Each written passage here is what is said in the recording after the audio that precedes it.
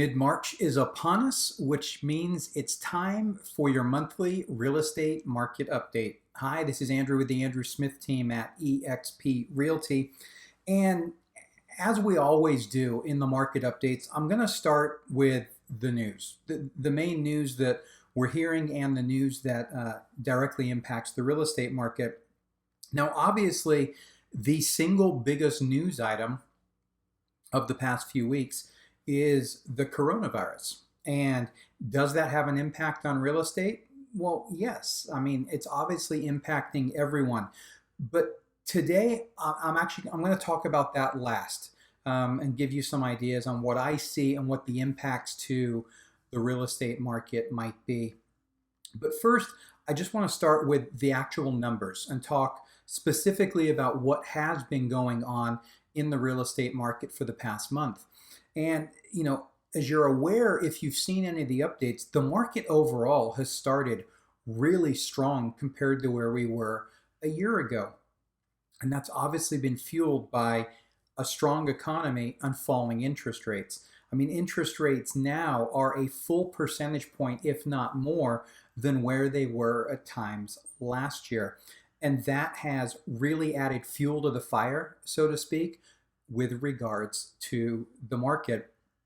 Now, the latest results from the showing time survey show that buyer traffic, so demand, buyer traffic, foot traffic, is up across the board. It's actually up by the largest amount it has been in quite some time, averaging about 20% more buyers out there looking for a home this year as compared to last year. Not surprisingly, more buyer traffic also means that sales are up. If you look overall nationwide, sales are up on average about 10%. But specifically in the markets that my team operates in, they're up even more. So if we look at Frisco, Texas, where one of our teams is based, sales are actually up for February 50% year over year. In my Southern California team based in Temecula, sales there are up 23.9% year over year. So that's really strong growth with regards to overall activity. Now, as a result of that, as you know from what we've talked about in the past, supply and demand drives a lot of things, and supply has been very constrained. So if there's that many more buyers and sales are up, it makes sense that supply is down. And that's the biggest issue we've been fighting the past few years. There's people that want to buy, but they're not able to find what it is that they're looking for. Now, in the Frisco, Texas market, inventory year over year is actually down 36.7%. So it's been cut just over a third. Ironically enough, we don't see the numbers for Southern California, Temecula specifically, match exactly, but inventory in Temecula is also down 36.7% year over year. Now, the good news to that, though, is that the number of building permits being issued continues to go up. So the new home building industry always lags behind where we are on the resale side, but they are ramping up construction, and it has reached the highest level as far as new home permits being issued than it has been in quite some time. Now, anytime you've got very high demand on any product and you've got a restricted supply, it has an impact on prices. So it should be no surprise that prices are up across the board. In fact, all of the major, Fannie Mae, Freddie Mac, the National Mortgage Bankers Association, all of the main companies or industries that we follow, the economists that we follow that put out their reports, are revising the amount of the price appreciation expected for 2020 upwards. Now, we're seeing that in both of the markets again. For Frisco, Texas, year over year, the average sales price is up 5.8%. In Temecula, that average sales price year over year is up 8.9%. So those prices continue to move in a positive direction. And whenever you get prices that continue to move, the question that always comes to mind is affordability. So people start saying that housing is unaffordable. And, we touched on this last week and the week before and several times on all of the different factors that make up affordability. And the truth is that affordability has been kept in check by the reduction in interest rates.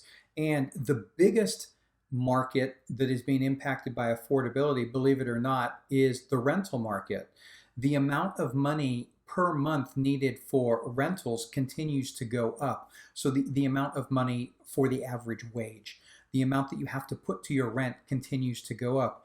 Whereas in the real estate side of things, with regards to home purchasing, the amount of money that you need to spend each month for the average priced home continues to go down. Historically, it's about 21.8% of your monthly paycheck will go to housing. And right now, the national average is actually at 15.7%. So it's trending well below the historical norms. And for any of these numbers and stats that I've given, I've got some graphs that I've included in the blog post that accompanies this video. So if you are watching this and want to see any of those actual stats and some more detailed information, go ahead and look in the description directly below, and there will be links to the blog post where you can take a look at that. Now, lastly, let's look at the coronavirus. Let's touch on that for a little bit. If you happen to catch the update from last week, you'll know that we talked about coronavirus and what the impact was on interest rates. And even though they weren't directly related, it has more to do with the economy. So when we look at the coronavirus right now, obviously even as of this morning, as I'm recording this, the World Health Organization has just declared it a pandemic. There's a lot of uncertainty and a lot of fear. So there's two different aspects to this. Number one is, what is the potential impact health-wise for you and your family? And I'm not an expert at that. I'm in the same boat that everyone else is and can only follow the advice of the CDC and, avoid large gatherings, avoid any people that may have traveled out of the country, wash the hands frequently. Don't touch the face, the nose, the mouth as best as you can. So from the health aspect, we can just keep doing that and hope that as we move towards warmer weather, which we are starting to, that the spread of the virus is slowed. Viruses don't like warm weather. So as the temperatures start to increase, that will play positively for all of us going forward. But what about the overall economy? There can be no doubt that the coronavirus is already having an impact on the overall economy. And the biggest impact that you've probably seen is the stock market. Okay, so the stock market itself has had some wild swings. And, it's dropped, then it's come back, then it's dropped, then it's come back. Just so you know, that's not untypical of any widespread virus outbreak of the last 20 years. I've got a graph in the blog post that shows the actual impact of virus outbreaks on the S&P. And you'll see that it has had an impact previously with SARS, with Asian flu, among others. Now, what we are seeing, though, is there is a silver lining with regards to this specific on the economy and interest rates. And that's because when the stock market starts to go awry, money gets pulled out of stocks and goes into treasuries. The more money that gets poured into treasuries, the interest rate that those treasuries offer, so the 10-year bond yield, for instance, declines. Just a couple of days ago, it was actually less than 1%, which is the lowest it's been, it might be ever. But as that treasury rate goes down, the mortgage rate tends to follow. So mortgage rates tend to follow the 10-year treasury bond. So as that treasury bond yield continues to fall, interest rates are likely to continue to fall as well. As a matter of fact, I have seen in the last couple of days predictions that the 30-year fixed rate mortgage may fall below 3%, which is unheard of. Will that happen? I don't know.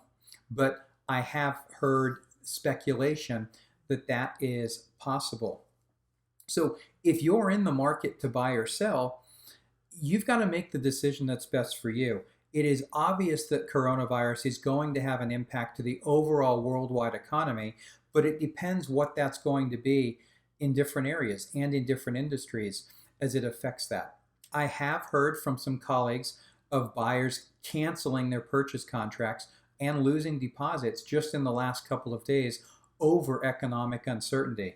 But like you, I can't speculate. I can just watch what goes on, but I will make sure that I keep providing updates as I hear them so I can share that latest information to you so that, as always, you can make the decision that is right for you and your family.